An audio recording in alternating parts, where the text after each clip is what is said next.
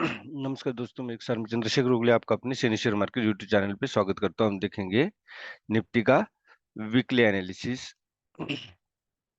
अभी डेली का चार्ट है, मतलब डेली का मतलब डेली कैंडल। तो यहाँ पे आप देखोगे ये 2 दिन प्रीवियस, कल भी मार्केट ओपन था लेकिन हमने ट्रेड भी नहीं किया, मार्केट को देखा भी नहीं।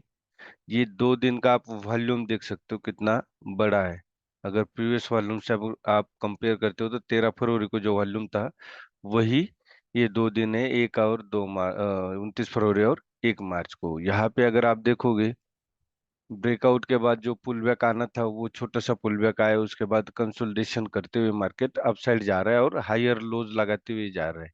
ये क्या है? हायर लोज है। हायर लोज मतलब क्या है कि अप ट्रेंड में जो लोज लगते हैं उसको हायर लोज बोलते हैं, जो हाई लगते हैं उसको हायर हाई बोलते हैं। तो ये हो गया।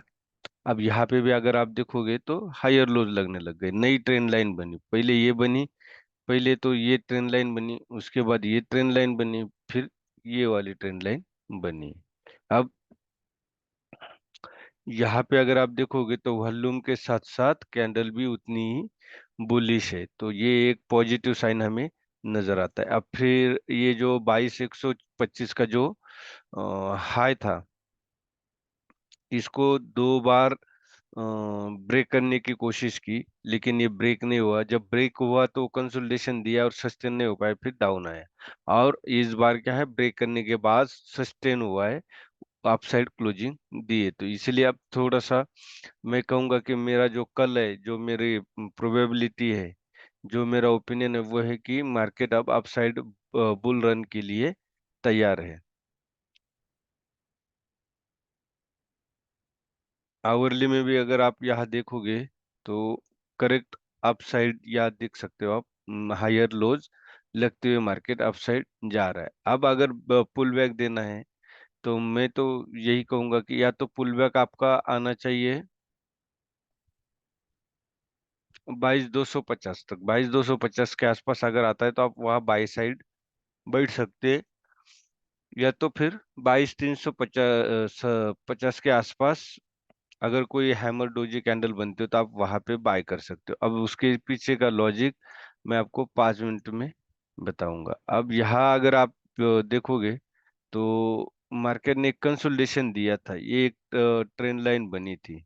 आप देख सकते हो जब भी मार्केट को अपसाइड जाना है तो ट्रेंड लाइन आपकी डिसेंडिंग बनती है, तब मार्केट अपसाइड जाता है। और मैंने ये भी बोला था आपको उस दिन के वीडियो में कि ये ब्रेकआउट के बाद पुल बैक दिया है, अगर ये ब्रेक करता है तो आप यहाँ पे बाय कर सकते हैं।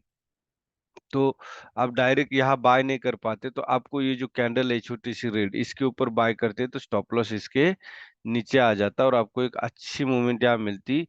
उसके बाद ये अगर आप देखोगे पोलम फ्लैग बना था, तो आप इस रेड कैंडल के ऊपर यहाँ पे बाय कर सकते थे और इसके नीचे आपका स्टॉप लॉस होता। यहाँ पे भी एक अच्छी मूवमेंट देखने को मिलती निफ्टी में। तो ये हो गया आपका निफ्टी का एनालिसिस कि हमने बाय क्या कहाँ पे करना चाहिए था और उसके पीछे का लॉजिक। उसके बाद ये कल का एक तरह का टेस्टिंग था निफ्टी का कि इमरजेंसी अगर कुछ हो जाए तो दूसरे साइट पे हम शिफ्ट कर पाए, इसलिए इन्होंने कल ट्रेडिंग रखी थी और इनका वो ट्रायल चल रहा था। अगर कुछ हो जाता है, कोई हैक करे या कुछ भी हो सकता है टेक्निकल प्रॉब्लम, तो हम दूसरे साइट पे इसको शिफ्ट कर सके। दूसरे साइट मतलब दूसरे सॉफ्टवेयर पे शिफ्ट कर सके, तो वो उसकी ट्रायल थी। तो उसमें भी आप देख सकते हो कि किस तरह ये देखो ये कैंडल किस तरह बनी। इस तरह की कभी कैंडल बनती है मार्केट में तो मार्केट से दूर रहना चाहिए, क्योंकि आपका स्टॉप लॉस इस कैंडल का हाई बनता है, वो काफी हाई हो जाता है। ये स्टॉप लॉस, ये प्रीवियस कैंडल भी देखो कितना डोजी कैंडल बनी है, बायर और सेलर्स की इसमें भी बराबरी है, इसमें भी बायर और सेलर्स की बराबरी है। तो ऐसे समय पे मार्केट से दूर रहना चाहिए जब इस तरह की कैंडलें बड़ी बड़ी बनती है। तो अब आपको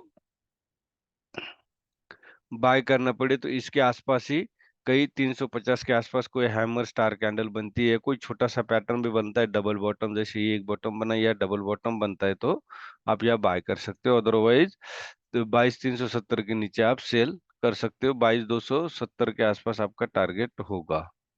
ये था निफ्टी का एनालिसिस।